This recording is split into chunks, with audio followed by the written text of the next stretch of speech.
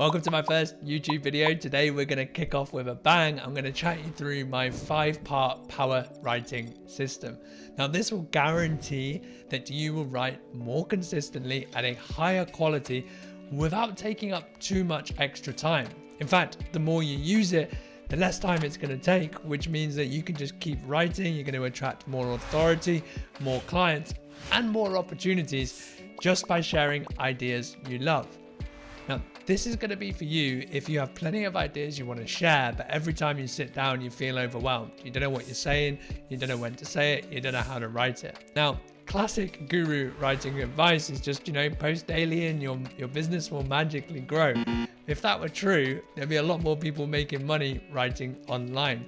The truth is, quality of your writing determines the quality of your business, and great writing is a result of having a system.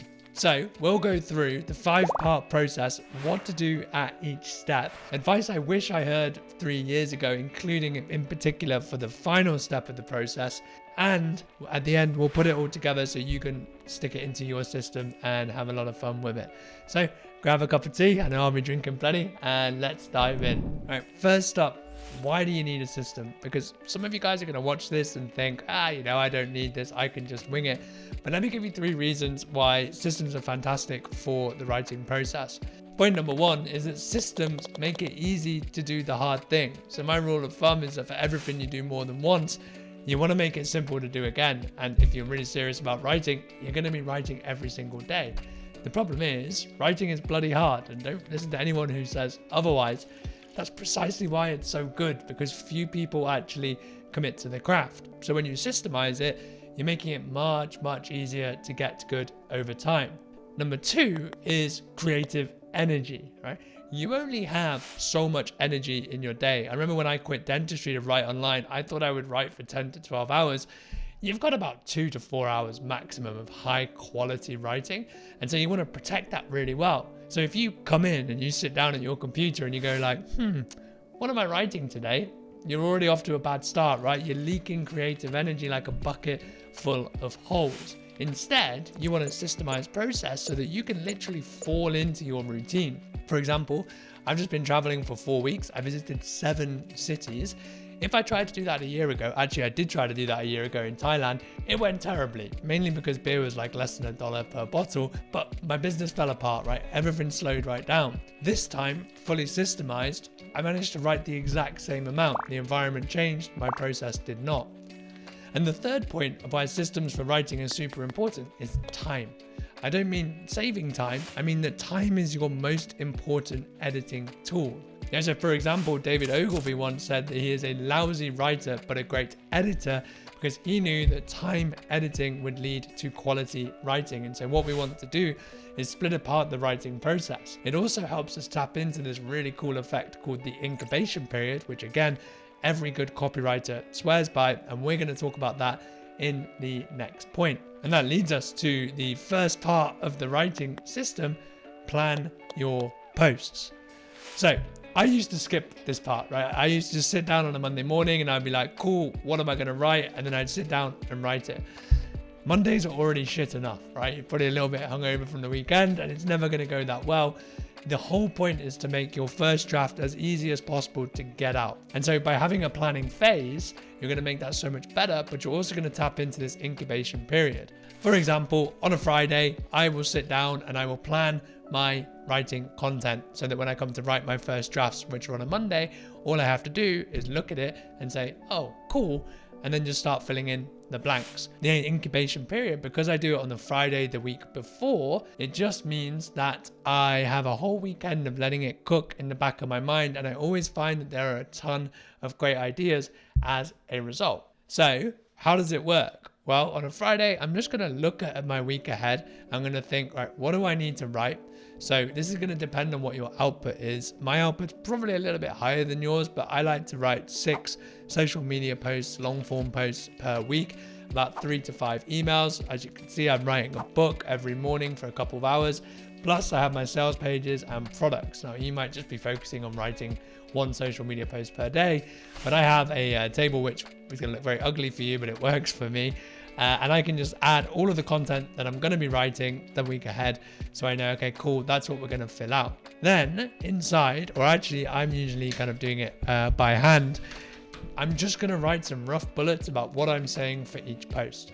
Right? It doesn't have to be anything complicated, and I'm not going to dive into writing frameworks in this one, but generally every single thing I write just follows the rule of one. Right? We pick one problem, we write about one solution, we stick in one story, and then there's one call to action. So I'm just going to write a couple bullets. So we call these story beats, so that when you come to write the next day or whenever you're doing it, you can just look and go, okay, cool, let me just fill in the blanks. The key here is not to overdo it, right? Sometimes I'll find myself planning and I'll plan for like 2 hours, and then what you've done is just wasted your entire Friday afternoon when you'd much rather be at the pub. And this leads us to the second part of our writing system, which is where you pour out your ideas. First drafts, okay? Ernest Hemingway once said that the first draft of anything is shit. Now, my mistake when I first started writing was that I would obsess endlessly over sentences and paragraphs, and I'll go backwards and forwards as I edit. And by the end of it, I would have a piece of crap that was exhausting to write that took all afternoon. And then the next day, I'd barely read it anyway because I'd end up just writing a new version. I don't want that to happen to you. And so that's why we call this phase the pouring phase. All you're going to do is look at the bullets that you wrote during your plan, and you're just going to pour out whatever comes out. You're going to write as fast as possible.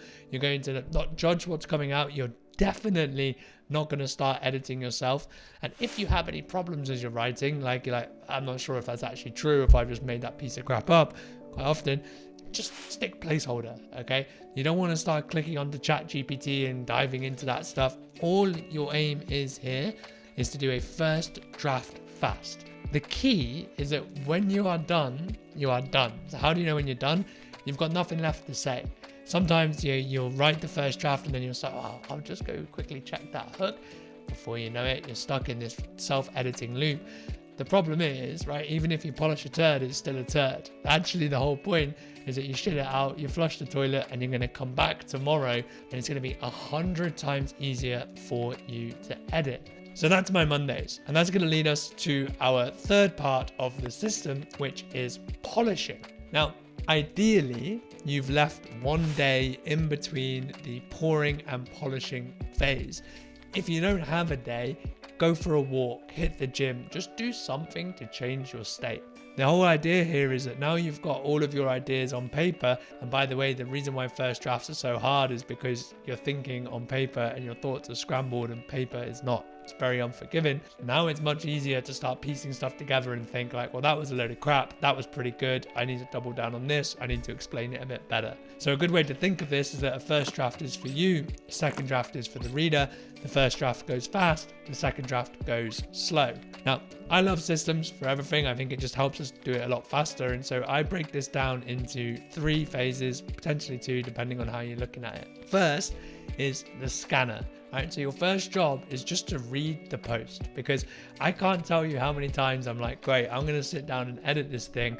I'll read the first line. I start editing the first line. And then before I know it, it's been an hour. I've written out a whole new post and I start reading the other stuff. I'm like, oh, you've already said all of this. So just read the post and think, did it do what it set out to do? Have I followed the rule of one? Is there a clear big idea? And that way you can, when you go back to edit, which is the next phase of what I call the surgeon, you have a general idea of where you're going and what needs to be done. Now with the surgeon stuff, this is where you're getting into the weeds of it, right? You're going to cut, you're going to add, you're going to improve parts. And I just, again, like a really simple checklist, A, B, C. Can I be more articulate? Can I be more brief? Can I be more clear? This order is particularly important. I'll explain why in a moment. Now, being articulate, pretty simple, right? You need to be simple, ironically. You need to be short, and it needs to sound good as you're saying it, and it needs to look good. It needs to look like a slippery slide. We ain't writing like we're at uni, okay? No big blocks of text. You want it to kind of fall down the page with loads of white space. You could do that with a quick glance. In terms of being more brief, you want to use the fewest words possible. And so you can often cut out words to have the same effect. You can combine sentences. And to be honest with you, most of your sentences are a load of crap. You're just keeping hold of it for no reason. So you've got to kill your darlings, like Stephen King says. The final one, can I be more clear, is the most important, right? Clarity is king. If you're not clear when you write, people aren't going to understand what you're saying. And if people don't understand, they don't act. And if they don't act, you haven't got a business. Right? And so one of my favorite questions to ask for clarity is, what the hell do I mean? Right? I read it, I say, what the hell do I mean? Usually I mean something than what I've written, and I'll just say that instead. So for clarity, specificity, we just want to make sure that the reader will know precisely what to do. They understand precisely what you've told them. That's the surgeon check. And generally, that's probably the longest bit. You're going to go through and just keep kind of refining as you go. And then the third part of this editing pass. So remember, we've just done the scanner, the surgeon, and now my favorite bit is the speaker. The key to great writing is to be conversational, right? So when I look at my writing 3 years ago, I read it and I'm cringing inside because I'm like, dude, you do not talk like that. So official, so robotic, and so boring. And I see this all the time on social media. The whole point is to write like you speak, minus the ums and the ahs and a little bit of the waffle. And so one of my favorite tips is just to write like you're speaking to your best friend at the pub, or, like I say, if you're just having a cup of tea with your gran or something. But it's my favorite bit because it's so easy to do. All you have to do is read out your content. I actually prefer to do this on my phone because it looks completely different as to when you've got it on a screen, right? So you're reading it out on your phone, and you're going to read it out like you're saying it to a friend, and you're going to look for 3 things: friction, fakeness, and flow. So friction is when you stumble, right? So when you stumble as you read, your reader is also going to stumble as they read. And so that's a sign that your wording isn't quite right, or your sentence structure is kind of complicated, and you're just going to picture this like ironing out the creases. In terms of fakeness, right? If you're saying it out loud and you've just said a very big impressive word like, I don't know, obscurate, I can't even say it, you're not going to write that down, right? If you don't say it in person, you don't write it on paper. So swap it for something that you would actually use. And you're allowed to break the rules and stuff here, by the way. So if you talk a little bit different than what you're meant to do in terms of, you've come from a posh boy school like me, but you don't talk like that anymore, write the way you speak. And then the final one is flow. Now, flow is about how seamlessly you're talking as you're reading it out loud. And one of the biggest kind of mistakes here is that every sentence is the same length. And what happens is you start sounding the same, and then it just keeps going on, and blah, blah, blah, blah, and it gets really robotic. And so when you're reading it out loud, you want to have short sentences, long sentences, short paragraphs, longer paragraphs, and that's really going to break up the flow and make you much more engaging. Once you've done one pass with the reading, I would just stop. And that's going to put us into the fourth part of our writing process, which is to present. Now, the presenting one is the third and final check. Do you need it? Is the first question. My general rule of thumb is that the more important the writing, the more editing you need to do. And so for my social media content, I don't do this part. I just kind of combine it with the bit we've just discussed. But for my emails, particularly my launch emails, then hell yeah, I'm going to sit there and I'm going to edit it a little bit more, because the quality of your writing determines the quality of your business. The thing with the third and final check as well is that it actually is the fastest part and the most effective. So if we imagine a first draft gets your writing to, like a E, right? And then the second draft gets your writing to a C, and they take the longest period of time. The third and final check, where you're just presenting it, is going to take you 5-10 minutes, and it's going to go from a C to a B+, A-, depending on how good you are on the day. And how does it work? Very, very simple. You're just going to reread it again, right? You're going to follow the same speaker process. You're going to read it out loud. And again, because there's a day in between, usually you're gonna be like, oh, I wouldn't actually say that, or I'm kind of waffling a little bit here, and you're gonna cut it out.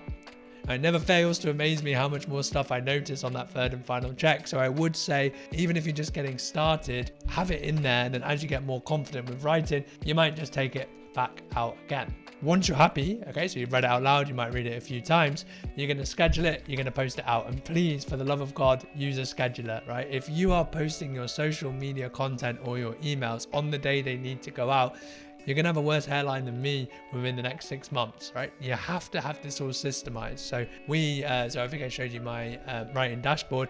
I write all on Notion. My assistant will go and schedule it out across all the platforms. I never even see my social media except when I engage, which is getting less and less because I absolutely detest it. And this leads us to the fifth part of the writing system. And I never used to do this part. It's called probing. And by probing, what I mean is reviewing the writing. So you might have heard of data-driven growth, right? So that's where you're saying, hey, look, how did it perform? And then the next week you can say, okay, well, that performed well. Let's say that at a slightly different angle. That's great. It's cool. I do that too. We save our top 20% of posts all the time. And then I've just got this bank building up called the Hall of Fame. But that's where most writers kind of stop, right? And they just keep following this trend. The issue with just following the external metrics, like there's a quote from Seth Godin that if you're constantly A/B testing, you will eventually end up selling porn. And I've been there, not selling porn, or not that I'm going to tell you that, but you end up writing a load of crap because you've just followed the algorithm, and the algorithm is not your audience. And so actually, when I do my little data reviews, which are on a Friday afternoon as well, I'll talk you through that in a moment. Yes, we look at the metrics, but the most important metric that I follow is my energy. What was the stuff that was most fun to read? Because if you found it fun to write, they're going to find it fun to read. And that's what's going to set you apart as a writer. Not your ability to manipulate an algorithm, but your ability to actually say something that's bloody interesting and meaningful. The other side of the probing is that I will just reread my emails, or in your case, if you're just doing social content, reread something. It's incredibly painful. All right, but the way I like to think of it is like an athlete will watch their game day footage. And so we should too, as writers. If you're serious about doing it well, you want to read back your stuff and be like, ugh, why the hell did I say that? Or like, my God, you love the sound of your voice. Or have you ever even heard of the word you instead of just saying me, me, me, me, me? You read that, and then little hack here, all I have is a document saying screw ups, right? And if I see something and be like, you were too wordy here, and I'll take a little screenshot, that document is just basically going to collect all of your crap, all right? And then every time you go to write or do your second drafts, you can just glance through it and you'll stop making those mistakes, right? So you do that for a month, you do that for 2 months, and all of these errors that are holding everyone else back, it's not your problem, man. You're just flying away. And you can even put it into ChatGPT and it will start like teaching you how to stop sucking your own way. And that is the writing process. So we've got those 5 parts. You might be thinking, wow, that sounds like quite a lot. It sounds a little bit chaotic. How do we put it all together? Well, you need a calendar. All right, a calendar just where you can break up your day. I like to split up to systemize my time. We're generally going to look at 4 areas. You have creativity, which is where you're going to do your deep work, writing, building products, etc. You have your commerce, which is where you're going to do the business stuff, so working with clients. You have your community, which is where you're going to be focusing on your audience and your networking. I do that at the very end of my day. I don't even go on social media until 4 or 5 p.m. now, because I think it's the most draining part. And then you also have your clarity, right? Time spent thinking. We're not going to dive too much into that, but you want to have a slot every day for your writing. All right, so for me, that's in the morning. I like to wake up early. I try doing it later. It doesn't really work, but usually I've finished all my writing by 8, 9 a.m. and that's 4 or 5 hours. You then just decide what day is which. So you can see that here. Ignore the book one. So I just start 2 hours every day with the book, and then I'll do all my draft ones. Okay. On a Tuesday, we have email draft 2. So that'll be 3 to 5 emails, by the way. We're batching everything. Right? MCM is my paid newsletter. So again, that's something that takes half an hour to write. And then I write my YouTube script. Social media only gets a second draft. So on a Wednesday, I'm just doing my 3rd draft stuff. I don't need to do a 3rd draft of MCM either. It's a quick check. And then what that means, and then I'll record my YouTube stuff, which is obviously what I've just added in. My Monday, Tuesday, and Wednesday, by about 2 p.m, what time are we on now? 12:30, I'm doing pretty good. I have done all of my content for my entire business, okay? Newsletter, social, all of that stuff is done, which means that on Thursday and Friday, I just get to write my book and do business stuff. So tomorrow I'm rewriting a sales page, and then we're going to be publishing that out over the next couple of weeks. And that's how you split it apart. You're going to decide what you do on each day. Now I mentioned my Friday. If you want to make this system a bit easier, I put the planning and the probing together. So I put it here, Friday biz stuff. At the end of the day, I'll just look back at my content and be like, what went well? My assistant actually puts that into a report for me. So, I'd recommend you start doing that sort of stuff. What went well? And then I'll look at the week ahead in terms of what I'm going to write next. And I have a few ways that we look at this. You should be taking notes constantly, right? So I have a thing called the brain. It's not a very good brain, but it is the brain. I just write down all of my ideas. So, here was one, how I went from 0 followers to 280,000, YouTube video coming. Safety in numbers is a load of bollocks, right? Because actually, the more you're in the crowd, the less you stand out. And I will just look at all of this and start picking out ideas and decide, is it an email? Is it a social media post? Write a few bullets, and then we leave it until the Monday. Hope you found that useful. Catch you in a bit.